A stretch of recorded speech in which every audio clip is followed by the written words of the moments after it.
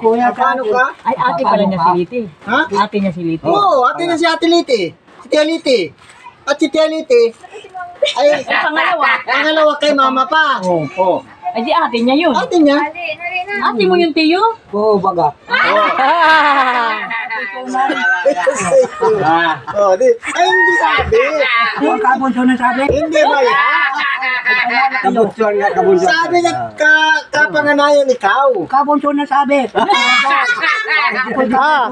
Si Tio Bador nga ang kapanganayan. Sino kasunod ni Tio Bador? Sino kasunod? Si ate. Mali ka. Sabi mo pangalawa si Liti. Si Tio Bador. Ah. Si Tio Bador. Ah. Pangalawa Si Mama at si Ate Liti. Si Tia Liti. Kabunsuan si Tia Liti.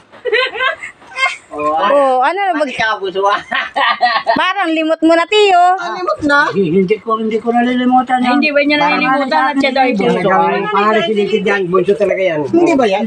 Panganay ba yan? Siya ka? Panganayan nga yan? Ay, ate ha. Kapaganda ko na pala kung kapanganayan. Ikaw ay 89. Panganay ka ba? 55 ako. Ha? 55 lang. Oh, 1955. Ay, yung panganay lang pala ng kaunti. Ako siya dyan ay. Ay, ako'y Pero 53. talagang alam ko talaga. Nung pumunta, Panganay pa kaya. Kuya Rosindo. Ang tawag ni Tio Bador, Kuya Rosindo. Si Mama nga ang tawag sa kanya, Kuya Rosindo. Hindi na kuya sa akin yun. Ay, hindi na kuya. Ayun lang. Tapos. Yun ang Ay, hindi ka pa barangay kita ng ganyang dali. Patawag kita sa barangay at sala ka sa... ikaw ang dyan ha. Oh, ikaw naman pala sa lay. Kay Kagawad.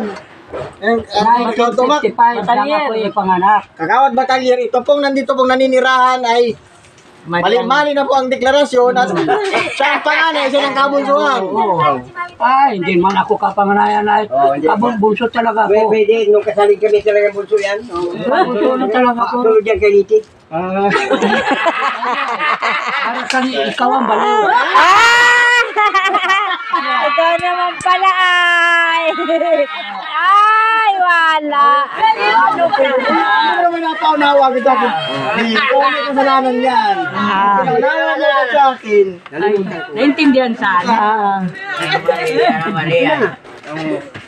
Ay! Ano agad? Gawin mo akong panganayan.